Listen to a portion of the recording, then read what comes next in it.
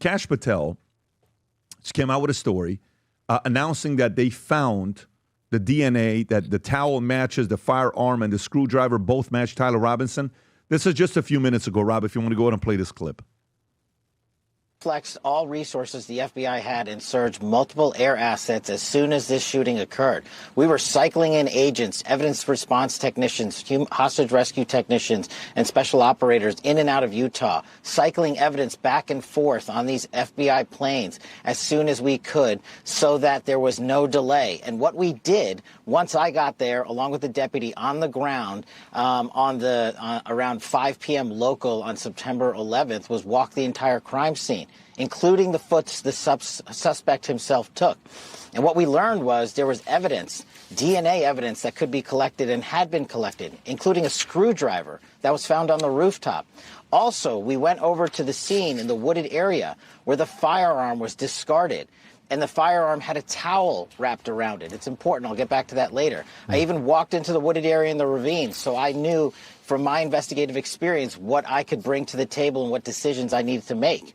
And having the support of President Trump and the full support of the White House was what we needed for these resources to happen. And I can report today that the DNA hits from the towel that was wrapped around the firearm and the DNA on the screwdriver are positively processed for the suspect in custody. There you go. So now that's what we're being told. Tom, when you see that, we learned this. What do you think about when you see this story that Kash has said this?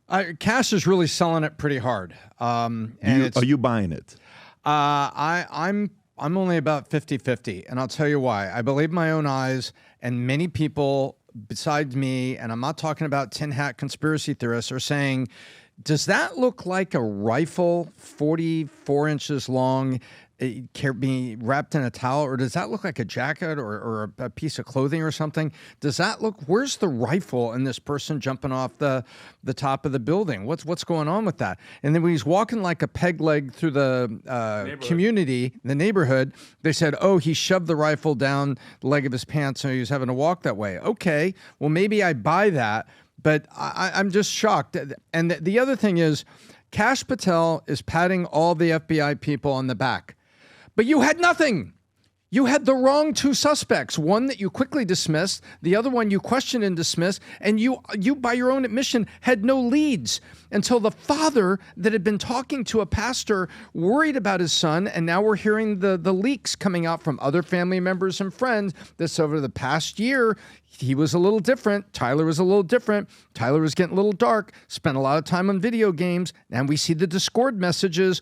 All of those things, Pat, are lining up to show that this guy got kind of radicalized, and his dad apparently had been talking to a pastor. There's little comments that have leaked out that says, you know, what do I do here? And the dad and the pastor convinced him to turn himself in. That's not an FBI lead. That's a dad saying, I am not going to, if this is what's happened, I am not going to stand in the way here. I got to do the right thing with my son. And so I'm only about 50-50 on this official FBI story. And I'm a little worried about, it doesn't look like a gun being carried off the roof. Yeah, and apparently this kid, Tyler Robinson, is not cooperating with authorities whatsoever. No. I know you just showed an image of the Utah governor, Spencer Cox, I believe his name, who basically said, this is a watershed moment in American history. We just don't know if this is the end or beginning of a very dark chapter. I guess Tuesday is going to be the day that formal charges are going to be brought forward against this kid. Yeah. But they have said that he lived with his furry or whatever, dated, transgender. And of course, is anybody shocked that the word trans magically popped up? No. That this was his roommate? No. Is anybody shocked? No, in that capacity? no, not at all. I mean, how many times in the past year we talked about these people? If that's it, and like again, Pat, I'm going to go with Tom. Where's the rifle? Where's the long rifle that's it's not collapsible, meaning it doesn't fold. He looks like which is called a break barrel, right? It's a break barrel. He snapped his either he sprained his ankle or something. It's just unanswered questions. And you know what nobody else was talking about? I think we did for a little bit.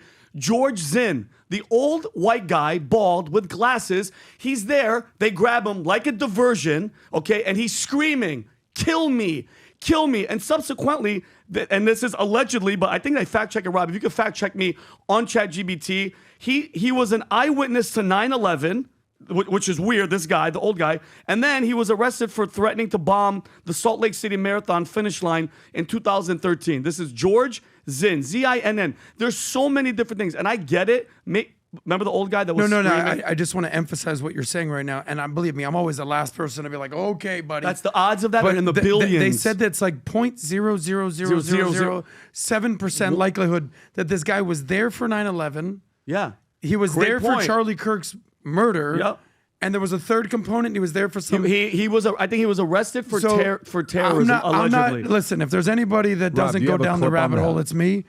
This guy's got some explaining to do. That's- This is the guy that was drug out and he was yelling, "Why don't you shoot me? Why don't you shoot me?" I can find that clip and play it, but this is why the is he 9/11 there? remembrance Look, the odds- video. And Somebody- question and was release. at 9/11 as well. He said he witnessed 9/11. Okay, What does that so mean? if you look at, Witnessed? Yeah. let me see it, Rob. Is he going to be saying anything, or is it just? Yeah. That night.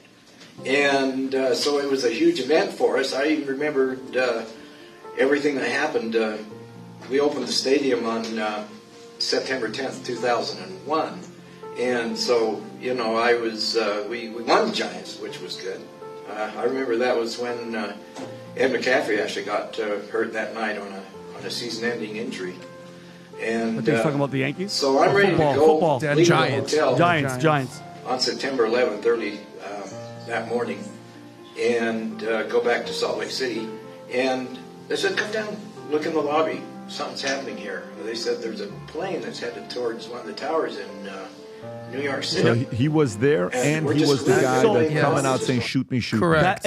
Allegedly, When there's that's smoke, who- there's fire. Why is this guy around there's- all these and horrible somebody moments? did the breakdown, Pat, and this is allegedly 1 in 2 billion that this guy was at Charlie's assassination, 9/11, and then Rob, I guess he was arrested. There was a third one, yeah. Yeah, he was arrested for something around terrorism. This guy right here. Yeah, Pat, when you're a leader, and at times when you have crisis in a company or something happens, you have to come to the microphone and you got to cover what's going on. Sometimes it's layoffs, sometimes it's good news, right? When you hear Kash in that, do you hear him kind of overselling these points, or do you just hear a leader saying, "I'm proud of my team, is what we did"? Yeah, I mean, this here, I have President Trump on Saturday praising Kash Patel for the remarkable speed in the bureau's identified, captured Charlie Kirk's assassin, Tyler Robertson, 22 years old, which was nabbed in hometown of Washington, Utah, just 33 hours after he allegedly shot Kirk from a rooftop on a campus of Utah Valley University. So Trump's giving him credit. Kash is coming up here. His job is to show urgency with the fact that they caught somebody, to lower the temperature. Tom, their number one job right now as an administration is to lower the temperature. Number one. One thing goes wrong, it's over. By the way, you know how when you see these fires in California that happen, and it takes them weeks to try to stop the fires? And what happens? Imagine we are living at a time we have the most advanced technology ever. We have the most advanced tools ever. The fires are being done a mile away, 200 yards away from an ocean, and you can't stop the fire? If you thought for a second the wildfires in California were tough to stop, wait till you see what happens if something happens on the opposing side. This will be wildfires on steroids. Trust me. All they want to do right now is to show to the American people that they're under control and they got everything figured out. That is all they're trying to do. That is their number one job, to go out there and try to control this part. But what story were we just talking about, Tom, before you brought up Kash Patel? George Zinn? I feel like George Zinn. So I pulled up right now. I said, can you tell me the history about George Zinn? Rob, if you can go on ChatGPT and just ask, what do we know about George Zinn, the guy who kept screaming, "Shoot me" at Charlie Kirk's event? 71 years old, from Utah. He's been known as Gadfly, is what many refer him to. His background and behavior history: long history of disruptions. He'd been arrested multiple times for actions at public events dating back decades, these including trespassing, protesting, and causing disruptions. 2013 bomb threat. In that year, he made a bomb threat targeting Salt Lake City Marathon, which resulted in a year in prison. That's this guy. Mental health concerns. Legal officials have described him as odd and have recommended mental health evaluations in the past, though he has largely resisted or ignored them. Local familiarity. Many in Utah recognize him immediately after Charlie Kirk shooting. He's known for showing up at nearly every kind of political gatherings. That's what this guy's known it. for. Got So it. I don't know if he's a disruptor or if he's anything or not. Here's all I will tell That's you. what he does. You know, when by the way, when I said, who's the guy in the back? Who is this? And who is that guy? People started messaging me. That's a friend. That's a pastor. That's the same guy that was protecting the president. I've been on calls with a bunch of people that are trying to give me the insight from the back on Intel, calling me, Pat, we want to kind of give you a little bit more insight on what's going on. I got a call right after this podcast to talk to a few different people to see what's going on. I trust that they're moving quickly to get answers to these questions.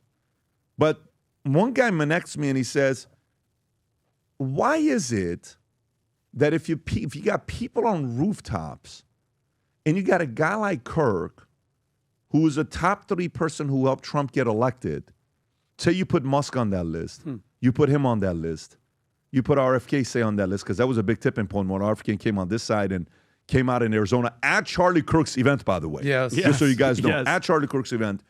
So when you see these things and you're not doing a sweep of, you mean to tell me, find the highest ground to go to the rooftop and just look what is anybody there? Is anybody there? Like, you can't hire 5 people to be at a rooftop to look at the other. I mean, so for us, for example, we're at the Vol conference. I don't want to publicly show this video, but if you guys want to see this video, go to Circle. I'll put it on the PBD Podcast Circle. When all of a sudden we're in the middle of the event, Vinny, you just sent this to me. Vinny recorded this thing. Yep. So we're at the event, and when this event happens, security comes and says, you can't go up on stage. I said, I'm going on stage. So what's your alternative? Well, if you're going to go on stage, we have to bring sheriff, M16 and all. I said, do whatever you got to do. I'm going on stage. Instantly, security alert went up. My kids are walking in the back when we're like, why is it taking so long for us? I just want to go to the bathroom. Totally get it. They got to sweep the perimeter. So they're going out there. They're looking at everything. You saw this right in front of us. Ridiculous. I'm in the bathroom with 4 guys around the bathroom with M16s that are, looking around. And then you got these security that are former Delta guys, SEALs, all these guys that are there, Green Beret. It just takes me back. The glass is one. It's a must. The bulletproof glass. Oh, God, it's a yes. must to have that. I'm for, because guess what? So you know what people are looking at right now? How many more mentally ill George Zins or crazies like Tyler Robinsons are out there right now? How many? Unfortunately, You only way need too one. many. No, but it's way more than one today, Yeah. Tom. Right, but at any particular you're right. moment. Way too But what many. I'm saying to you is the following. Here's what I'm saying to you. You know Tyler is permanently going to be in the history books. His name is cemented in the history books. Forever. Exactly. Ever. So think about somebody else is like, okay, That's it. I want it as well. Yeah. Who's my target? You don't think they're thinking that? Yeah, they have. You don't think they're sitting there thinking that? So to me, again, if you can't beat them, mock them, use words. But the ultimate, if you can't beat them, take them out. And now you're seeing this taking place, and more people are saying things like this, where, hey, commenting on this happened, that happened, this happened. Yeah, I don't know. I think right now for me, I'm thinking what Kash's job is with the president to lower the temperature. Even the other day, the president's being asked, so what do you think about Charlie Kirk shooting? He said, don't you love the building that we're building over here? Yeah. Look at the structure that we're building. One can only process that in 2 or 3 different ways. One of them is what? Tone deaf. Tone deaf cold. Completely Right. doesn't, yeah. Tone deaf cold. I think that's the 37-second one, right? Watch this.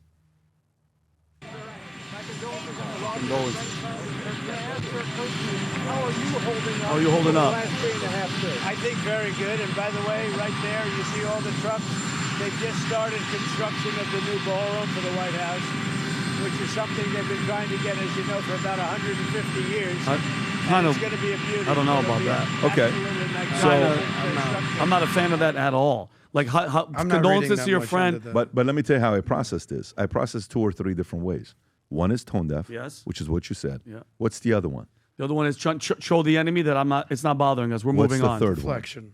Deflection, distraction. Like, I don't even want to put attention to it because he knows deep down inside. And by the way, you know what President Trump's also probably thinking about? Let me tell you what else he's probably thinking about.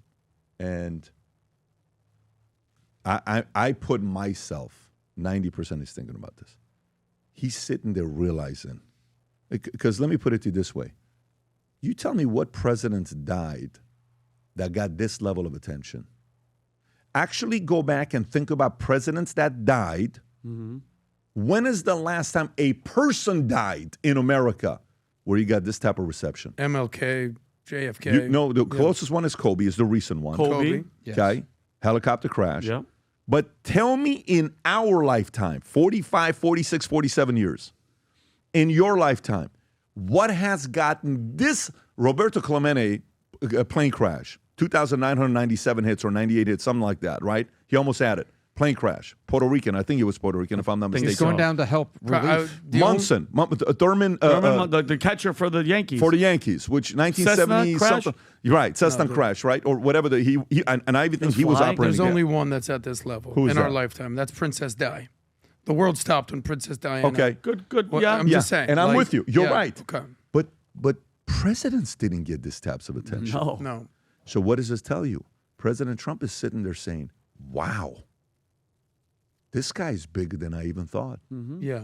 Well, He himself, I guarantee you, by the way, let me put it to you this way. If right now any living president passed away, I'm willing to bet it's not going to be received the way this was. I agree. Not even I agree. close. I But- agree. So the question becomes, if you know it's this level, do you not think he knows how fast this thing can go? You can't. There's certain things in life you cannot stop. You can't stop wildfires.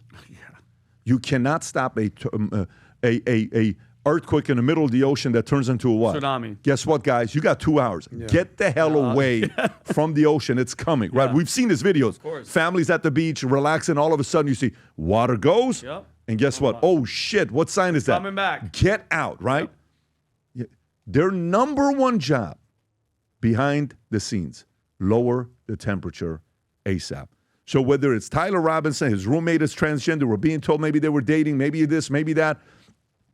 All these stories that are coming out, and here's the governor giving a little bit of an update. Go for it, Rob.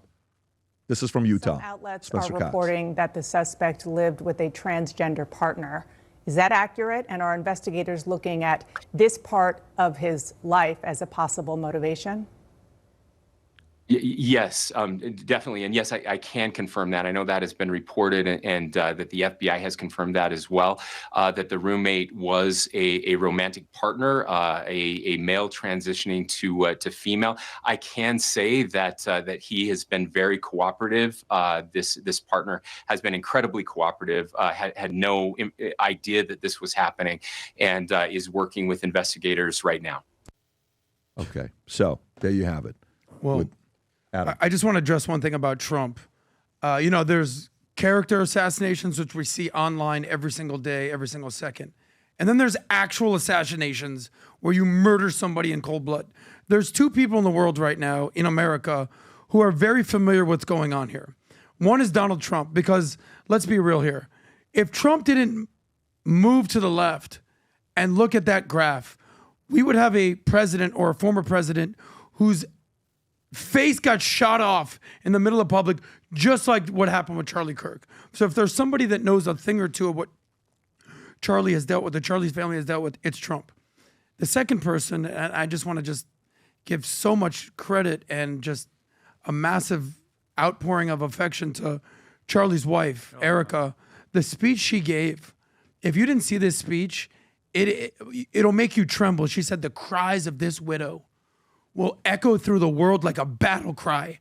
You tell me you don't want to have a wife like that has your back. It is infectious how much she cares and how much she believes in what Charlie's mission was. It's insane. So I just want to take a second for that. And Yeah, because we had the whole family sitting there watching this. And the way she looked at the camera and a small little story, she says, go Ducks, all the little things. It was as if, honestly, it seemed like as if it was her doing a broadcast for only one person, and he was watching, and it's him. That's what it felt like. It didn't feel like she was talking to us. It felt like he's watching from the heavens saying, babe, I'm talking to you. And what a inspiring. Yeah, it was. moment, and in that moment, like when it happened, I kept telling Tom too. I go, what is? Because it was the next day. I go, what is Erica's next day like? Kids, family, media, and that her being able to speak, bro, shows God will never give you anything that you can't handle, and she was living proof of it. We have our USA merch on vtmerch.com, and here's what we're going to be doing. 100% of whatever you buy with USA on it is going to be given to Turning Point USA and Charlie Kirk. 100%. Great. Whatever you buy with USA on it, 100. I'm not talking 100% of profits. 100% of gross sales that we make of anything with USA Today on it right here, 100% of this proceeds are going to go to Turning Point USA and Erica, Charlie Kirk's family, and everything they have going on. It is amazing that it took one 31-year-old young man, father of two, married to Erica, a man who started Turning Point USA, who had a vision, has gotten America to be proud to become Americans again, got people going back to church again. It is amazing that something like this had to happen for America to get to this point. But God willing, this direction we're going to be going to continues of Americans being proud. You know, obviously for me, I had him as the most important person in America we're going to have for decades to come. That's what I always said. Every interview I ever did, when people ask me about Charlie Kirk, I said, this guy's the most important voice in America today because everybody has a certain age. He's 31. He's going to be going for many, many years. But God willing, the younger folks are going to continue and pick up the torch and keep inspiring to do what he did and maybe even take it to different levels around the world. If you enjoyed this video, you want to watch more videos like this, click here. And if you want to watch the entire podcast, click here.